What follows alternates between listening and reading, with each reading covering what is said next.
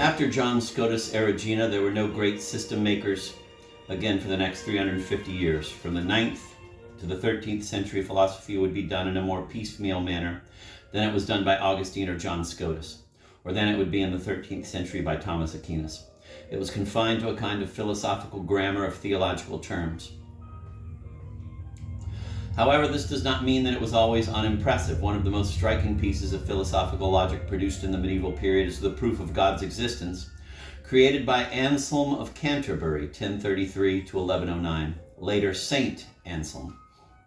Anselm's argument began with a reference to the fool of Psalms 53:1, who, quote, says in his heart, "There is no God," end of quote. But, said Anselm, even the fool, quote, is convinced that something exists in the understanding, at least, than which nothing greater can be conceived.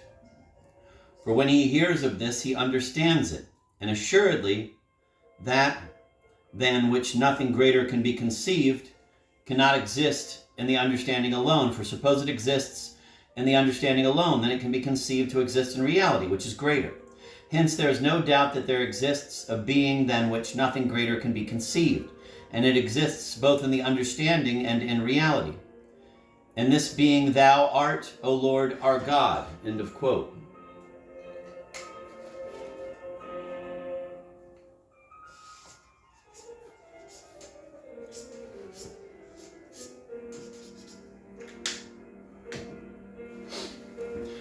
Try out Anselm's argument. Conceive in your mind the most perfect being you can think of. Anselm believed it will look very much like the conception of the traditional Christian God, a being which is all good, all-knowing, all-powerful, eternal, and unchangeable. Now ask yourself, does the entity you conceived exist only in your mind?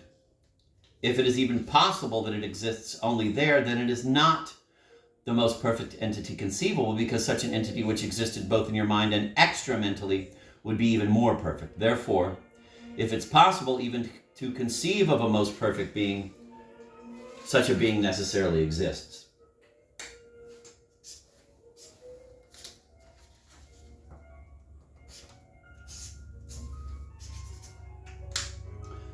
This is a slippery argument, and it immediately found detractors. A contemporary of Anselm's, Gonalon, monk by profession, made the following objections on behalf of the fool. Number one, it is in fact impossible to conceive of a being than which nothing greater can be conceived. The very project boggles the mind. Two, if Anselm's argument were valid,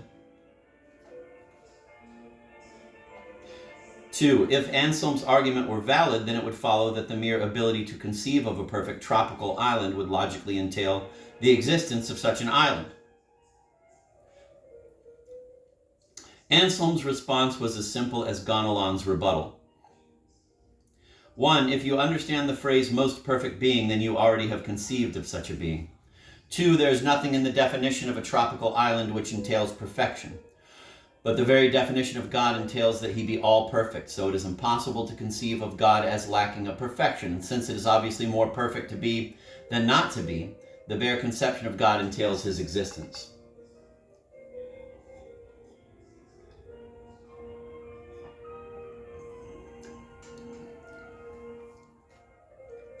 This argument is both more difficult and more ingenious than it may appear to you. It is in fact a very good argument, which is not to say that it is flawless. Its genius is its demonstration that the sentence "God does not exist" is a self-contradictory sentence. That is why only a fool could utter it.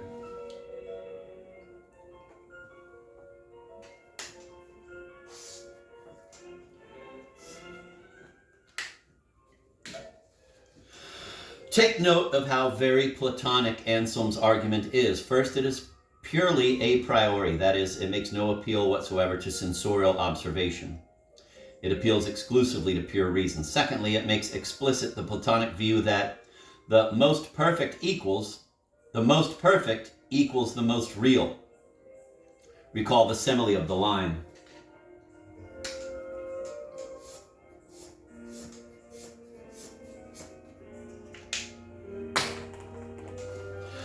The ontological proof has had a long and checkered history.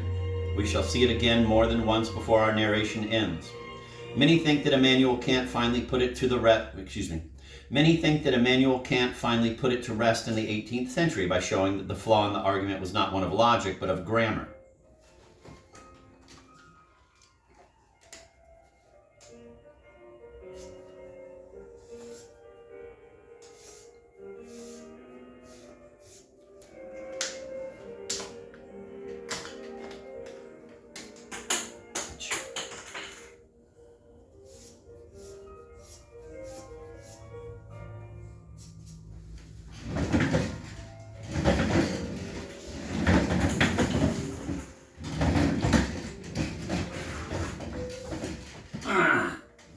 But even today, 900 years after it was written,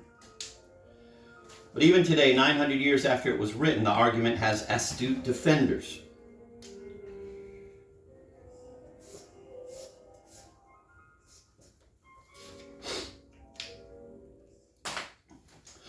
Two problems which plagued the philosophers of the Middle Ages were the problem of faith versus reason and the problem of the universals.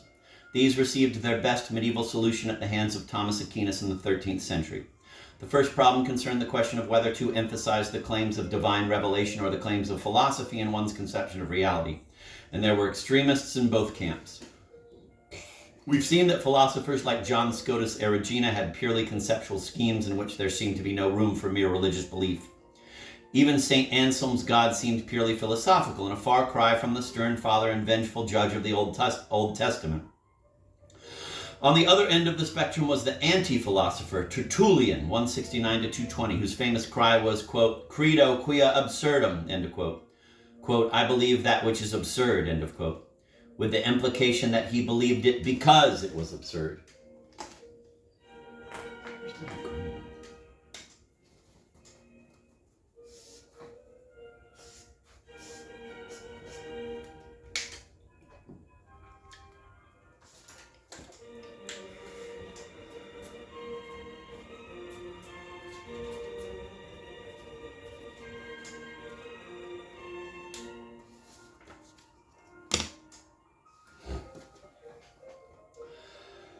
The debate between these two groups reached a high pitch and produced a number of startling claims, such as the view of the group called, quote, the Latin Averroists, end of quote, who, thinking they were following the lead of the great Arab philosopher Averroes, produced the, quote, doctrine of the double truth, end of quote. This was the view that on many issues there were two mutually contradictory truths, one produced by faith and one by reason, but both valid from their respective points of view. So, for example, from the anatomical perspective, the human being was a compilation of organs which, when they ceased to function, brought about the termination of the person. But from the theological perspective, the human being was a soul which was, through God's grace, immortal. This theory, though logically unsatisfactory, did for a short time play the historically positive role of allowing science to develop without having to conceive of itself in theological terms. The other vexing problem of the day, the problem of the universals, was the question concerning the status of the reference of words. Reference, spelled R-E-F-E-R-E-N-T-S. Reference. The other vexing problem of the day, the problem of the universals, was the question concerning the status of the reference of words. The problem was introduced into the Middle Ages by Boethius, who had translated from the Greek an essay about Aristotle by the Neoplatonic author Porphyry, 232 to 304. The latter had queried the ontological status of genera and species. We know that there exist individual things which we call whales, but does the genus Balaenoptera, or the species Balaenoptera physalis, fin whale, or the species Balaenoptera musculus, blue whale, exist in nature, or are they only artificial categories existing merely in the mind?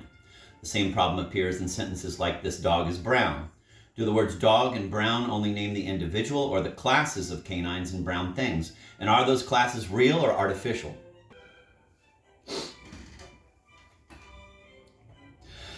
The debate which ensued was, of course, similar to the debate between Plato and Aristotle over the status of the forms, but the original works of the Greeks were lost to the philosophers of the early Middle Ages. and it took them 900 years to arrive at the point which Aristotle had gained in one generation.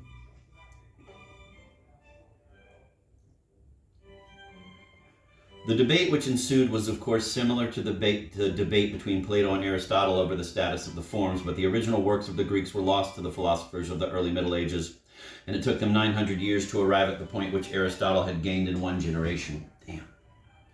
Tough times.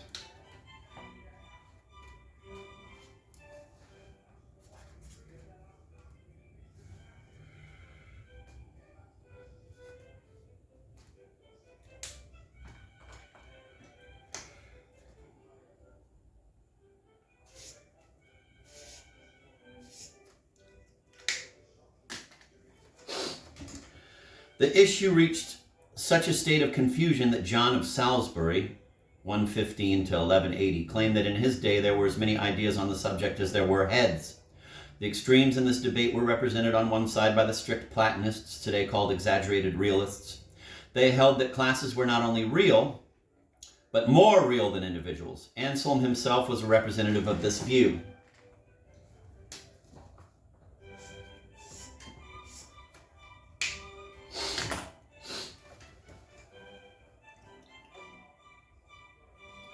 The other extreme, represented by Roscelin, 1050 to 1120, and William of Ockham, 1280 to 1349, was the doctrine known as nominalism, from the Latin word for name, nom. According to this view, which was eventually found unacceptable by the Church, only particulars are real, and words denoting classes are merely names. According to the nominalists, the system of names creates differences and similarities which exist only in the mind of the speaker or in the system of language itself. You and I may smile when we are told by anthropologists that an Amazonian tribe includes in the same class toads, palm leaves, and armpits, namely the class of entities which are warm and dry on top and damp and dark underneath. But the nominalists asks us if this classification is any more arbitrary than our claim that whales and moles are members of the same class, namely the class of entities with mammary glands. As was mentioned earlier, it was Thomas Aquinas, 1225 to 1274, who is generally credited with working out the best medieval solution both to the problem of faith versus reason and the problem of the universals. Thomas was an Italian nobleman who ran away from his family's castle to join the Dominican order, where, by the way, he was so well fed that a niche eventually had to be carved out of the dinner table to accommodate his ample girth. Before we talk about his philosophy, let's say something about the world he inhabited, 13th century Europe. More than 100 years had elapsed between Anselm's death and Thomas' birth. In that century, European scholars were becoming more and more acquainted with the lost works of the classical age through Christendom's extended contact with the Arab and Jewish philosophers of Muslim Spain. Not only were the works of Aristotle rediscovered, but magnificent commentaries on his philosophy were provided by the Spanish metaphysicians, Maimonides, 1135 to 1204, a Jew, and Averroes, 1126 to 1198, an Arab. Though the theories of Aristotle were found to be shocking by some, his philosophy was actually more compatible with the new this-worldly attitude of the 13th century than was the now somewhat stale otherworldliness of Platonic thought. The human race had survived the millennium. The year 1000 had passed without the world ending, as many had expected.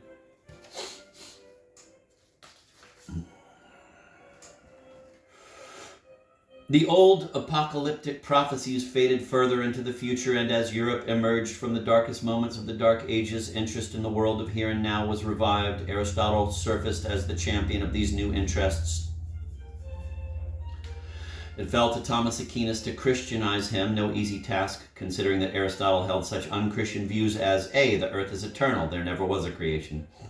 B, God is indifferent to human affairs, he doesn't even know he exists. C, the soul is not immortal. D, the goal of life is happiness. E, pride is a virtue and humility a vice.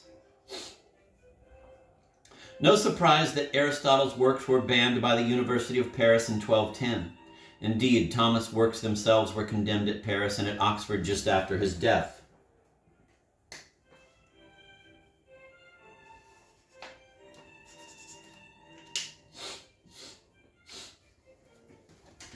Thomas Aquinas wrote over 40 volumes. His leading works are two encyclopedic projects, the Summa Theologica and the Summa Contra Gentiles. These tremendously systematic works comprise a whole structure which has often been compared to the Gothic cathedrals, which were the new architectural style of his day. Like them, Thomas' work is a mirror held up to late medieval society, but also a beacon unto it.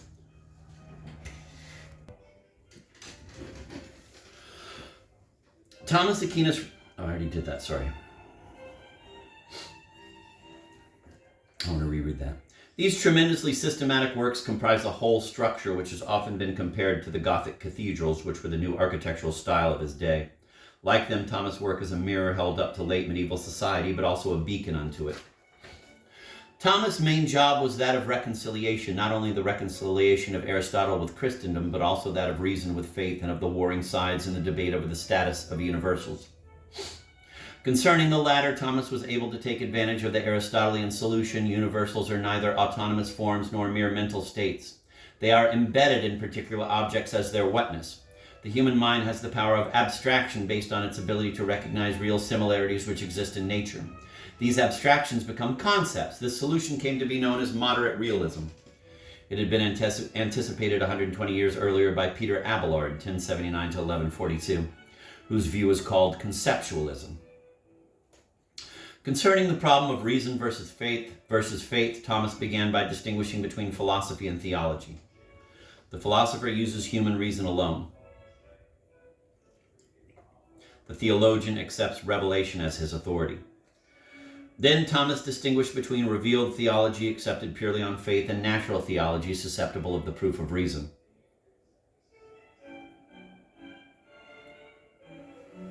That is, he showed where philosophy and theology overlap. When reason cannot establish the claims of faith, Thomas admitted this and left those claims to the theologians and to personal belief, e.g. the claim that the universe has a beginning in time. Most of Thomas' system is concerned with natural theology. Typical of this sphere are Thomas' proofs of God's existence. He provided 5 such proofs. 3 of the 5 ways are very similar.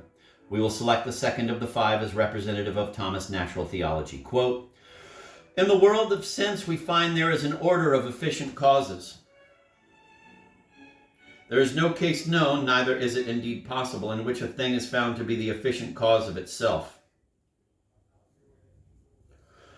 For so it would be prior to itself, which is impossible. Now, in efficient causes, it is not possible to go on to infinity. Now, to take away the cause is to take away the effect. Therefore, if there be no first cause among efficient causes, there will be no ultimate nor any intermediate cause.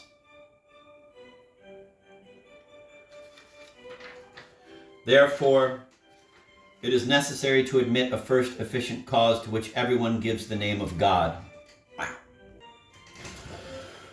In the most superficial reading of his proof, Thomas was giving us a domino theory and simply saying that if there is a series of causes and effects, such a series must be caused by a being which is itself uncaused. Otherwise, we will have an infinite regress, which Thomas finds intellectually repugnant.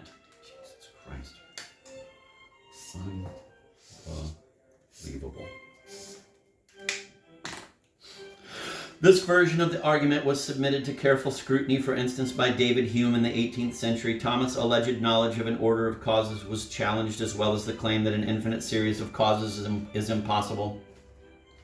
However, Thomistic scholars have demonstrated that the second way is more complicated than it appears to be, involving a horizontal system of causes in which an infinite series cannot be disproved, and a hierarchical system of dependencies, which, according to Thomas, cannot admit of an infinite regress.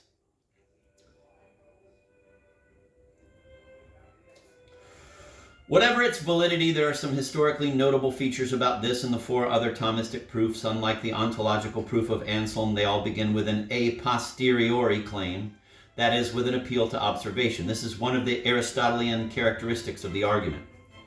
And in its commitment to the reality of the observable world, it contrasts greatly with the Platonism of Anselm's a priori proof. Still, there are vestiges of Platonism in the 5 ways, including whatever appeal there is to a hierarchy of causes.